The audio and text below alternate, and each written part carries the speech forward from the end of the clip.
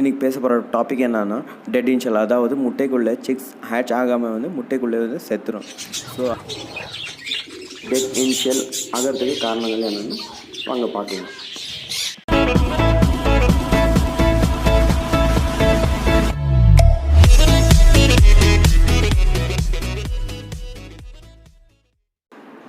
Hi viewers, welcome back to my channel birds fun in Tamil. இன்றைக்கி பேச போகிற topic dead initial, அதாவது முட்டைக்குள்ளே வந்து சிக்ஸ் நீங்கள் கேண்ட்லிங் பண்ணும்போது சிக்ஸ் வந்து ஃபார்ம் ஆகிருக்கும். அந்த ஃபார்ம் ஆகிட்ட பிறகு சில நாட்களுக்கு பிறகு பார்த்தீங்கன்னா அந்த வந்து எக் வந்து கெட்டு போயிருக்கும். அதாவது சிக்ஸு வந்து ஃபார்ம் ஆகிருந்த சிக்கு வந்து இறந்துருக்கும். ஸோ அதை பற்றி தான் பேஸ் பண்ணி இப்போ வந்து இந்த வீடியோ வந்து நான் ஒரு 10 பாயிண்ட்ஸ் கலெக்ட் பண்ணியிருக்கேன். ஸோ அதை பற்றி தான் உங்கள்கிட்ட விரிவாக பேச போகிறேன். முதல் பாயிண்ட் பார்த்தீங்கன்னா, நீங்கள் ப்ரொவைட் பண்ணுற ஃபுட்டு, அதாவது அந்த ஃபுட்டு வந்து ஹெல்த்தியாக இருக்கா. நீங்கள் ஒரே ஒரு ஃபுட் கொடுத்துன்னு இருந்தீங்கன்னா அவங்களுக்கு வந்து அவ்வளோ ஹெல்த்தி கிடைக்காது. ஸோ அதுக்கு தேவையான வைட்டமின்ஸ், மினரல்ஸ், கால்சியம், ஸோ அதுக்கு தேவையான எல்லா வகையான ப்ரோட்டீனும் அதுக்கு நீங்கள் கண்டிப்பாக கொடுத்தா தான் வந்து அது பேர் வந்து முட்டையிடும் முன்னாடி வந்து அது வந்து ரொம்ப ஹெல்த்தியாக இருந்தால் ஸோ அது சிக்ஸ் கண்டிப்பாக எக்ஸ்குள்ளே வந்து அது சாகிறதுக்கு வாய்ப்பு மிகவும் குறைவு. செகண்ட் பாயிண்ட் பார்த்தீங்கன்னா முக்கியமான பாயிண்ட்டு, அதாவது நீங்கள் வந்து ஒரு மேல் ஃபீமேல் பேர் போட்டிருக்கீங்க. அந்த அது 2 பேருடைய பேரண்ட்ஸ் பார்த்திங்கன்னா சேமாக இருக்கும்.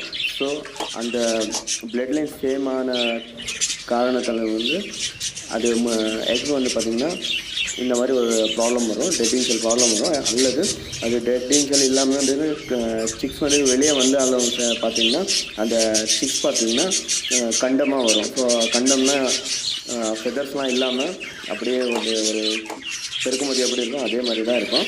ஸோ இந்த ப்ராப்ளம் வரும். நீங்கள் கண்டிப்பாக வந்து ஒரே ஒரு பேரண்ட்டில் வந்தால் மேல் ஃபீமேல் வந்து சேர்க்காதீங்க.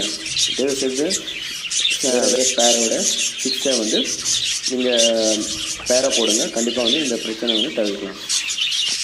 வேறு ப்ராப்ளம் பார்த்தீங்கன்னா, ஒரு 4 7 நாளுக்குள்ளே வந்து எம்பியோ ஃபார்ம் ஆகிடும் எக்குக்குள்ளே. ஸோ அந்த நேரத்தில் வந்து நீங்கள் எல்லோரும் வந்து எக்கை வந்து கேண்ட்லிங் பண்ணுவீங்க. அந்த எக்கு கேண்ட்லிங் பண்ணும்போது நீங்கள் மொபைல் வந்து டேட்டா ஆன்லேயே இருக்கும், மொபைல் சிம்மும் ஆன்லேயே இருக்கும். இன்னொன்று பார்த்தீங்கன்னா வைஃபை சில நேரத்தில் ஆன்லேயே இருக்கும்.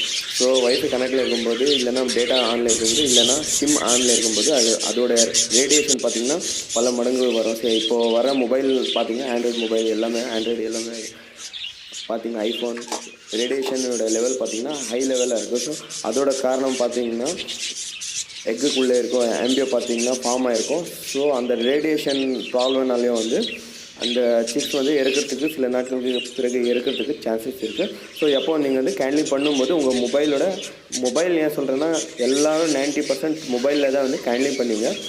லைட்டு இதெல்லாம் வந்து அதிகமாக யூஸ் பண்ண மாட்டீங்க, எல்லாருக்கிட்டையும் மொபைல் இருக்கும். ஸோ நீங்கள் மொபைலில் கேண்ட்லிங் பண்ணும்போது நீங்கள் தயவுசெய்து ஃப்ளைட் மோட் போட்டுட்டு அதுக்கு பிறகு வந்து கேண்ட்லிங் பண்ணுங்கள். அது டெட் இன்ஷியல் வரத்துக்கு சான்சஸ் வந்து குறைவாக தான் இருக்கும். ஸோ வந்து எப்போ வந்து மொபைல் யூஸ் பண்ணாலும் கேண்ட்லிங்காக நீங்கள் ஃப்ளைட் மோட் போட்டு யூஸ் பண்ணுங்கள்.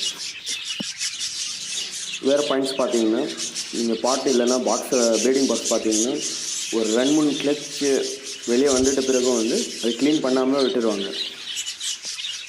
அதன் காரணமாக பார்த்தீங்கன்னா 2-3 கிளச்சோடைய குட்டிங்க அதுகிட்ட பாட்டில்ஸு அது அழுக்கு எல்லாமே சேர்ந்து இருக்கும்.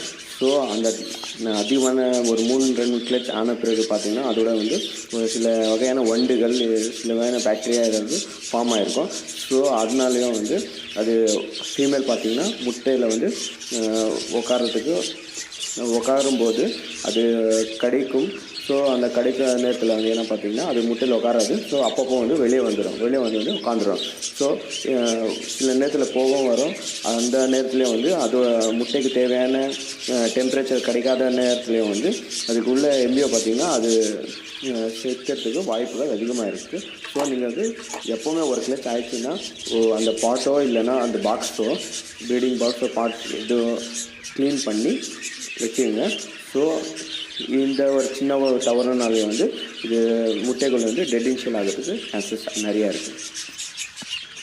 சில வீடுகள் பார்த்திங்கன்னா என்ட்ரன்ஸ்குள்ளேயே வந்து வச்சுருப்பாங்க பேர்ட்ஸை, கேட்டுக்குள்ளே நுழையத்துக்கு முன்னாடி வச்சுருப்பாங்க.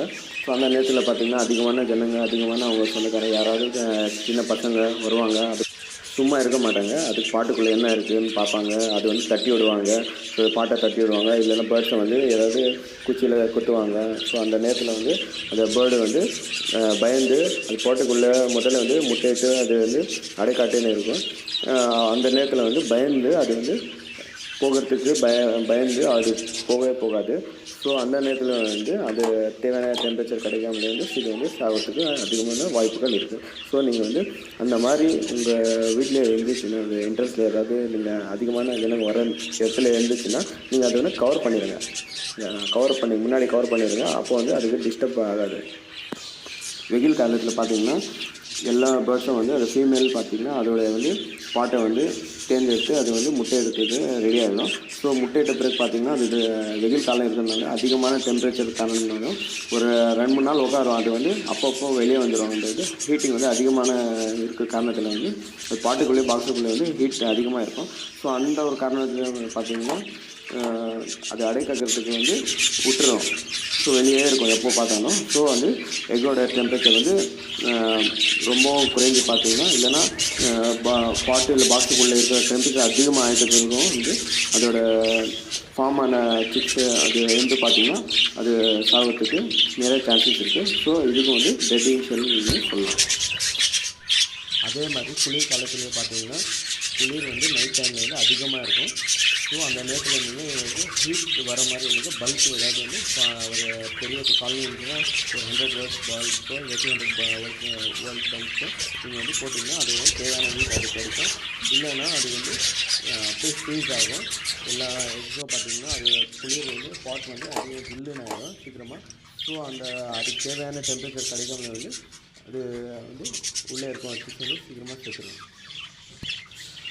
இன்னும் சில நேரங்களில் பார்த்திங்கன்னா அப்பப்போ வந்து பாட்டை வந்து சின்ன பசங்க இல்லாத யாரோ வந்தது அப்பப்போ வந்து அது பாட்டை இல்லைன்னா பாக்ஸ் வந்து ஆட்டுவாங்க.